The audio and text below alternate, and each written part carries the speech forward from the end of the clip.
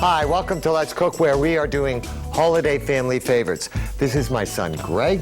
This is Kiva, and this is Megan, and they've agreed to come on my show with me and make some holiday favorites that we like. And let me just go over the menu. We are doing some blueberry scones, that's Greg's, then an onion crostini fondue, Megan's, and almond stuffed dates wrapped in bacon. Kiva's making that. But simple, easy menu. The scones are real good for during the holidays. You can always have them around. You can make them. They're really fast. You'll see that.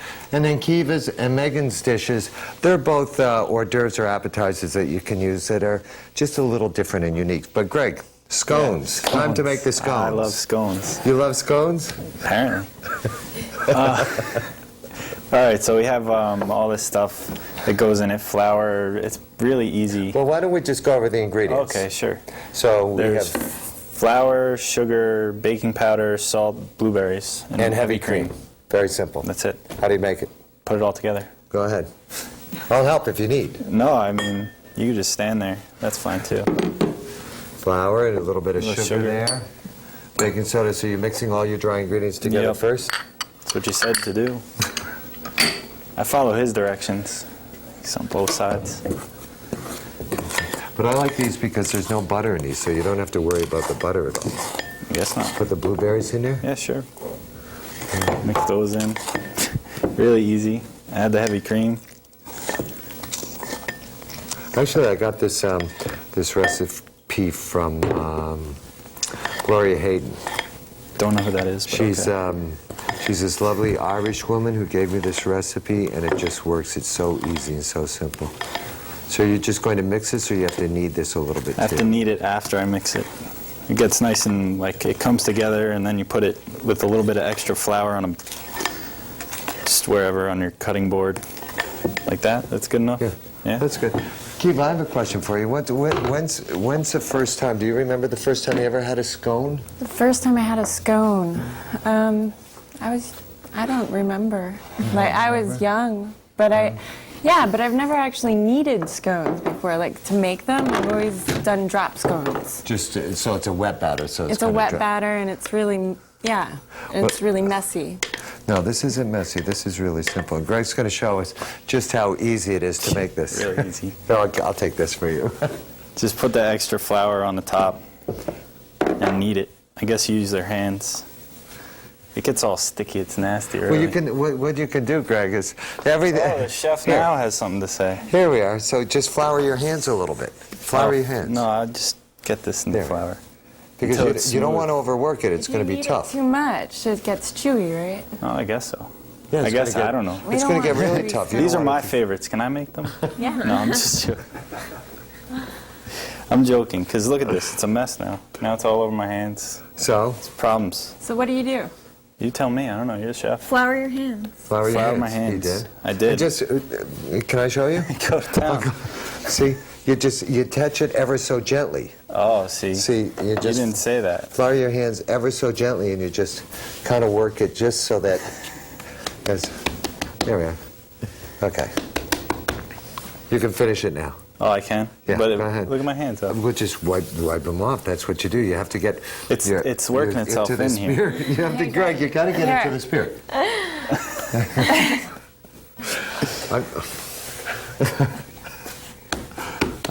Just like this. A little bit more flour here on top.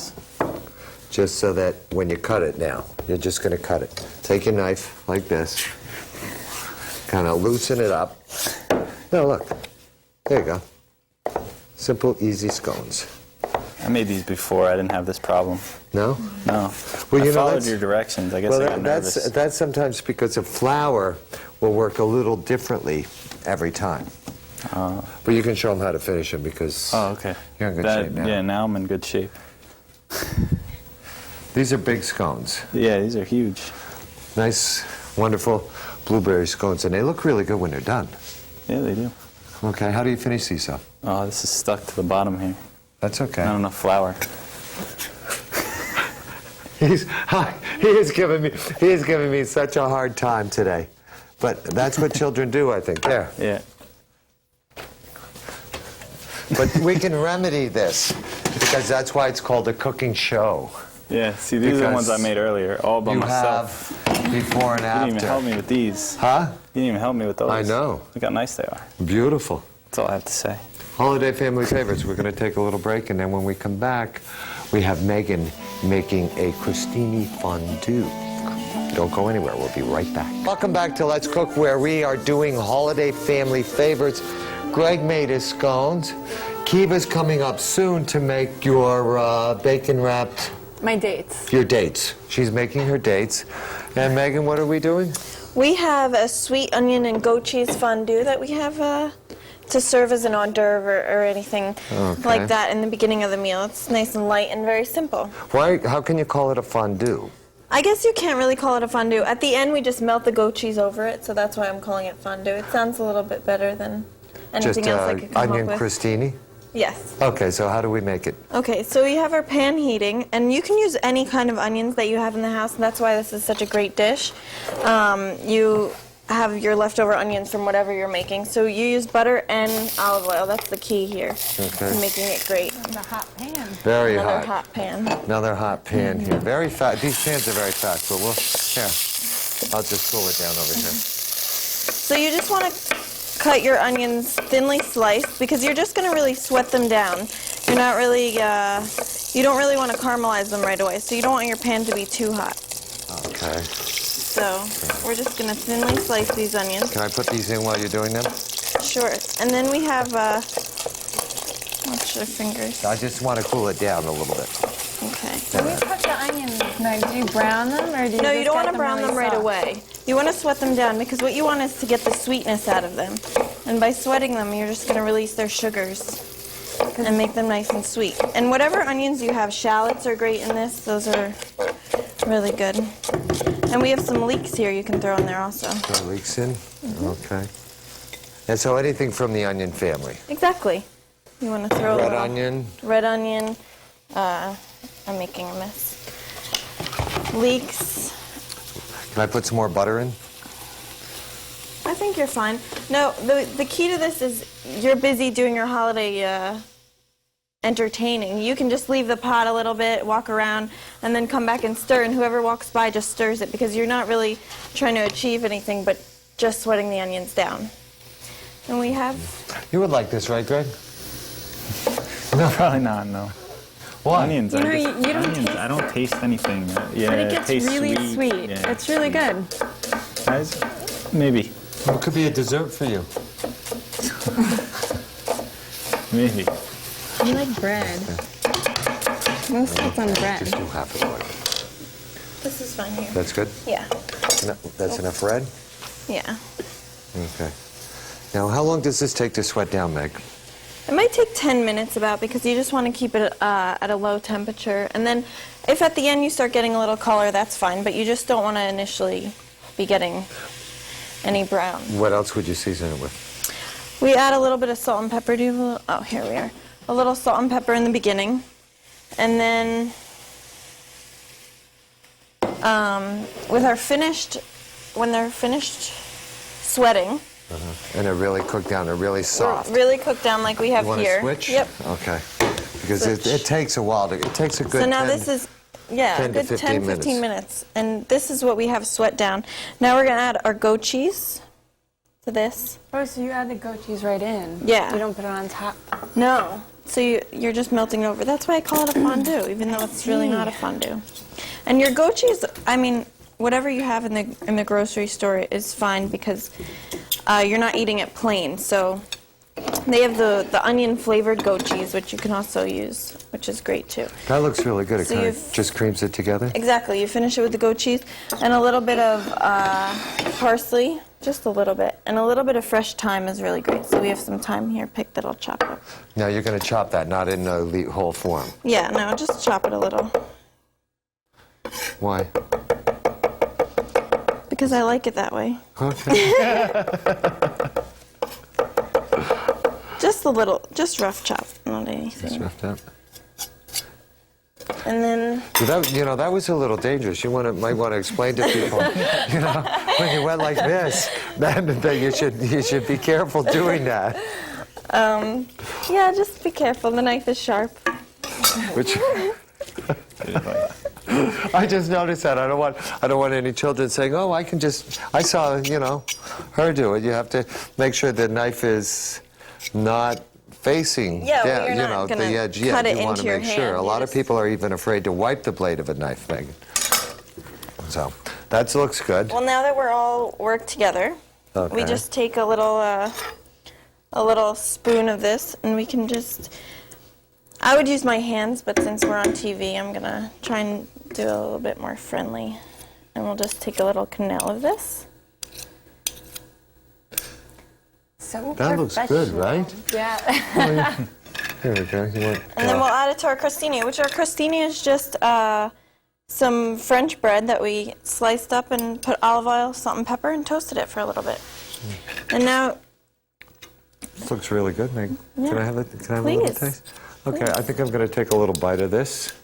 We're going to take a little break while Megan finishes her 3-onion crostini fondue, and when we come back, Kiva will be making her almond stuffed dates and bacon. Family favorites today on Let's Cook. We'll be right back.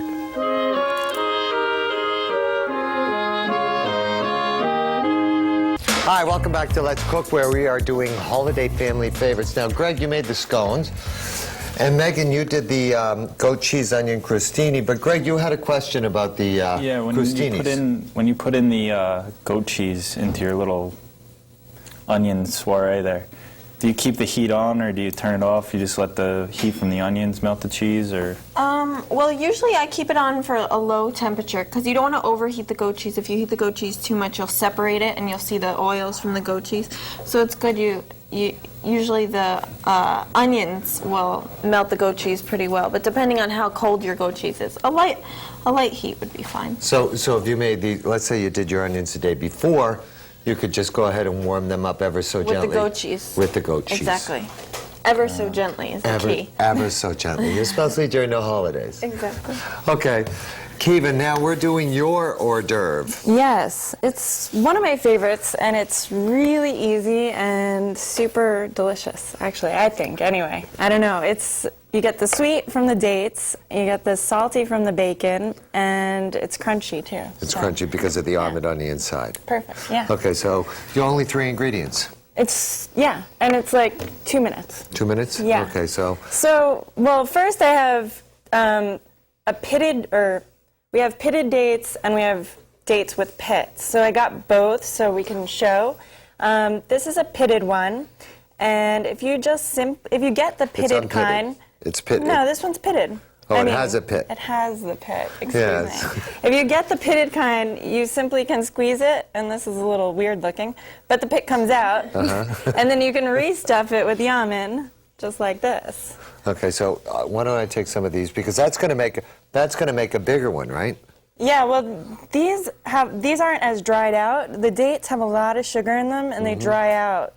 And when you get the ones without the pits in them, they dry out and they get a lot smaller, like this. So Based on the size that you have. But I tell you, you must have very gentle hands, because I'm destroying this date.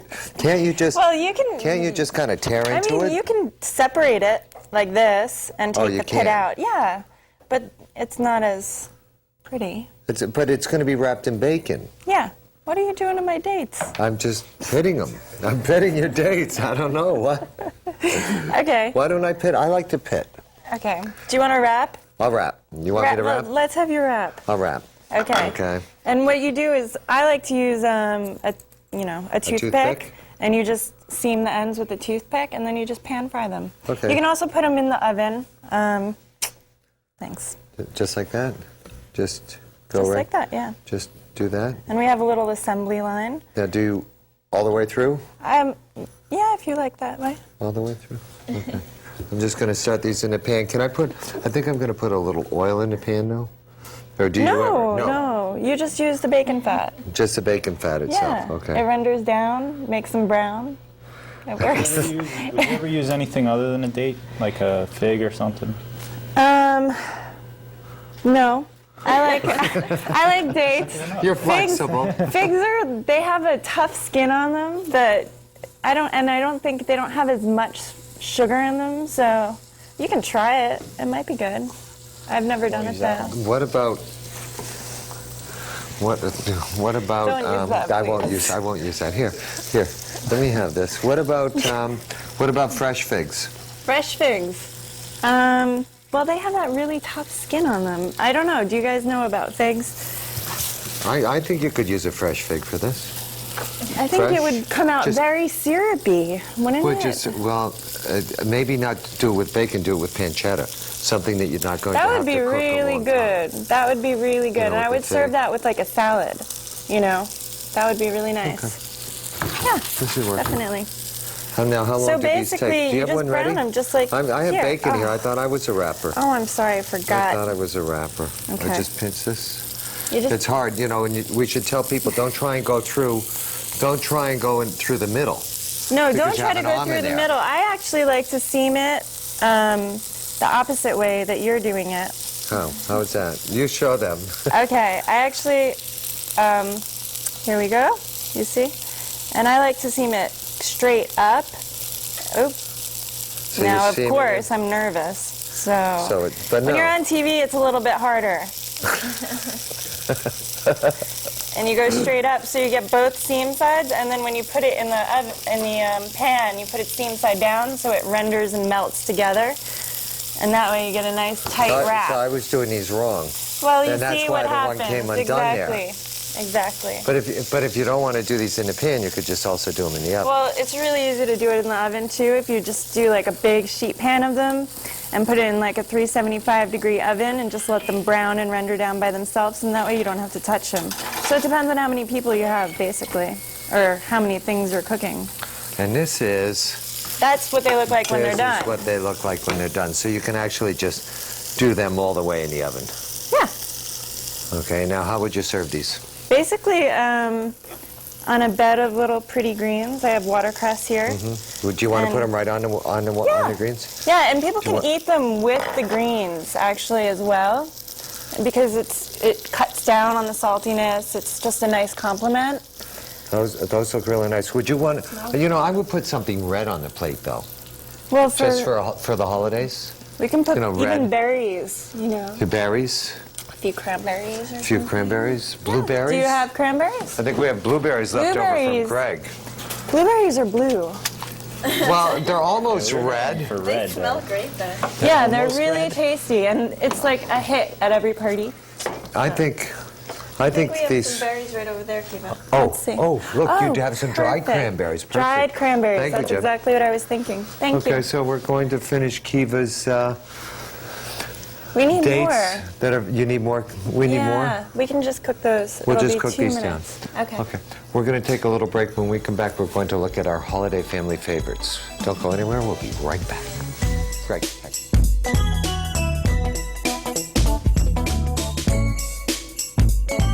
Hi, welcome back to Let's Cook, where we have done a few holiday family favorites. Greg, you made the blueberry scones. Yep. I like to drizzle some honey on them. Just a little bit of honey on the blueberry scones. Gives them a nice flavor. That's an intense drizzle you're doing there, Greg. I like that. That looks fantastic. Honey and butter or just honey? Well, if you cut them open and toast them with some butter, and then drizzle honey over them. That's my That's favorite. that works for me. And Meg, you did the. The sweet onion and goat cheese fondue and crostini. Delicious, out of this world. Really simple, really easy. Kiva, last but definitely not least. I made my dates. My stuffed dates with almonds wrapped in bacon. Super simple and really tasty. You want one? Yeah, I think, Meg, you going to try one? Yeah, they look great. I'm going to have one too. Wow, They're good. these are really good. But the other thing is, they're just a little sticky. So, Greg, It's like candy. I have to talk because I didn't taste one. you have to talk, You want one? and we can't talk. No, maybe I should have Have one, one. and then I wouldn't have to talk. You know. Actually, everybody's going to have to talk very soon because it's time to wrap up the show. We have to wish everybody healthy and joyous Happy holidays. holidays. Thanks, everybody, for watching. You have a great time, and we'll see you next time. Bye-bye for now. Delicious. These are really good.